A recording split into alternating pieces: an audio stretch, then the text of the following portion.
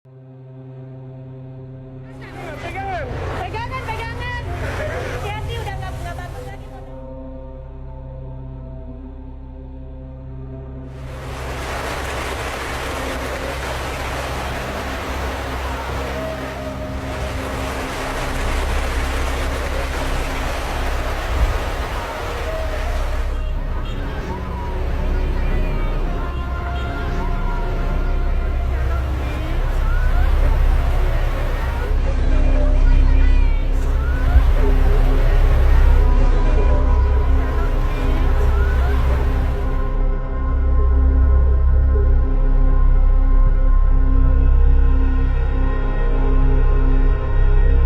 Kita sekarang berada di rumah tempat kejadian tsunami, yaitu di daerah Lamjame, dekat Ulele. Di rumah inilah saya sempat merekam satu kejadian yang sangat dahsyat, yaitu tsunami yang melanda Aceh dan Sumatera Utara dan juga berdampak ke seluruh negara-negara sekitarnya yang terjadi tahun 2004 lalu.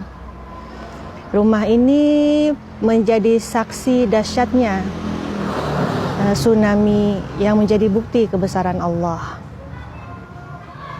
Tsunami ini terjadi pada 26 Desember 2004 lalu, di mana menelan korban jiwa yang sangat banyak, kemudian harta benda dan kehancuran di mana-mana. Saat itu saya sebenarnya saya ke Aceh waktu itu karena ada undangan pernikahan dari keluarga. Jadi saya tinggal di Jakarta, kemudian berapa hari sebelum tsunami saya ke Banda Aceh, itu bersama dengan keluarga besar, kemudian keluarga lainnya juga dari beberapa daerah juga kumpul di sini di Banda Aceh. Sebelum tsunami kita sempat jalan-jalan ke seputaran Banda Aceh, kemudian sempat ke Sabang. Dan selama berada di Aceh, saya selalu merekam segala kejadian. Kebetulan alhamdulillah saya memiliki satu handycam. Waktu itu formatnya mini DV. Jadi kemana kita pergi, ke Sabang, ke pantai, sempat juga ke Longa, ke Lampu, semua saya rekam kejadiannya. Sehingga saya masih sempat sampai hari ini masih bisa melihat kembali rekaman bagaimana tampakan Banda Aceh sebelum tsunami, demikian juga bagaimana tampaknya kota Sabang waktu itu. Karena sempat juga ke Sabang, bahkan saya juga masih sempat merekam PLTD Apung satu hari sebelum kejadian tsunami, jadi masih ada berada di laut waktu itu, lengkap dengan pemandangan laut, dengan orang-orang sekitarnya di Ulele saat itu. Pada saat kejadian tsunami itu sebenarnya hari acara keluarga yang namanya Tung Dara Baro. Jadi kita hari itu memang sudah bersiap-siap untuk mengantar Dara Baro, sepupu kita ke daerah Lampulo waktu itu. Jadi acara berada di daerah Lampulo. Pas pagi itu sekitar jam 8, kita lagi siap-siap sudah berkumpul mau berangkat. Sebelumnya mau sarapan dulu, kemudian terjadilah gempa. Dari situ lari keluar.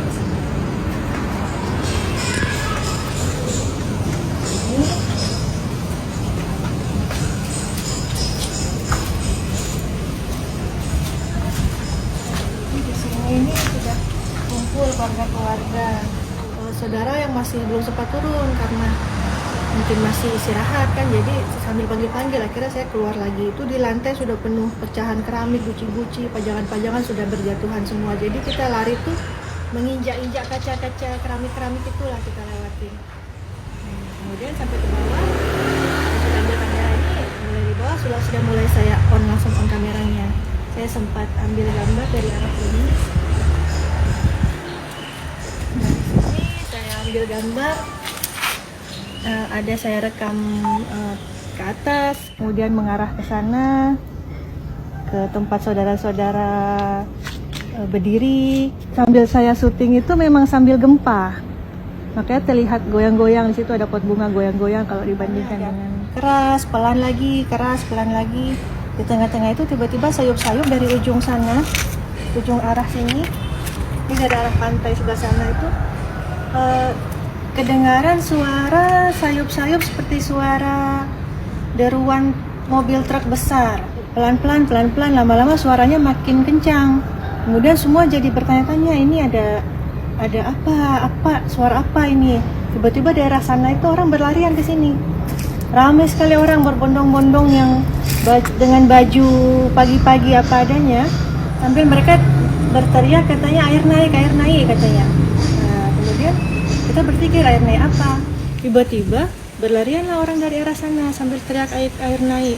Sambil berlarian itu suara yang sayup-sayup seperti deruan mobil truk itu tiba-tiba suaranya mau besar sekali, seakan-akan seperti ada pesawat mau mendarat di sini gitu.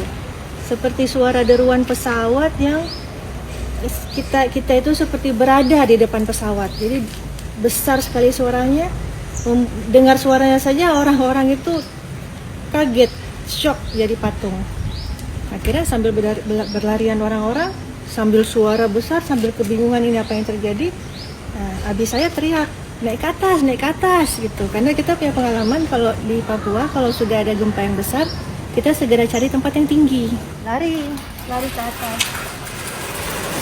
Tapi pada saat lari ini tidak semua sempat naik ke atas karena kebingungan kalau misalnya naik ke atas rumah ini ditakutkan rumahnya roboh, sedangkan kalau tidak naik mau lari pun lari kemana, karena ini memang kejadiannya di tengah gempa. Jadi sambil bergoyang-goyang sambil mau lari, sambil suara yang besar, sambil penuh kepanikan. Jadi berpikir dengan waktu yang sangat cepat. Oke, di sini saya sambil waktu itu pas mau naik saya sudah on air off ya, kameranya sudah off. Kemudian lari ke sini ke atas. Keluarga sudah duluan naik semua. Ini semua Halati, semua Abi, semua sudah naik, saudara-saudara sudah naik, termasuk juga beberapa tetangga naik. Saya di sini saya pastikan semua orang sudah naik dulu, jadi saya paling terakhir naik.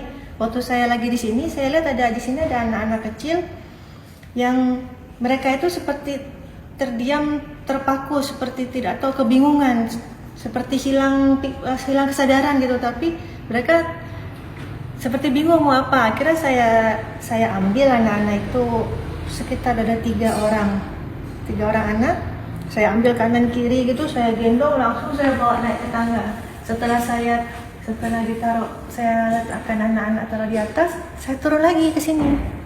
Saya berdiri di sini, saya tanya masih ada orang, terus saya keluar. Umi saya sudah panggil, tapi panggil Mas Putri gitu. Saya pikir kenapa? Rupanya orang yang di atas itu sudah melihat air dari jauh. Saya di sini bawah tidak kelihatan, jadi waktu saya cari orang masih normal, saya tanya. Pas saya di sini di ujung atap tetangga kelihatan sebenarnya rumah ini kan padat penduduk, jadi kita kalau air dari jauh itu tidak mungkin kelihatan, jadi air itu baru terlihat setelah berada di atas atap rumah tetangga.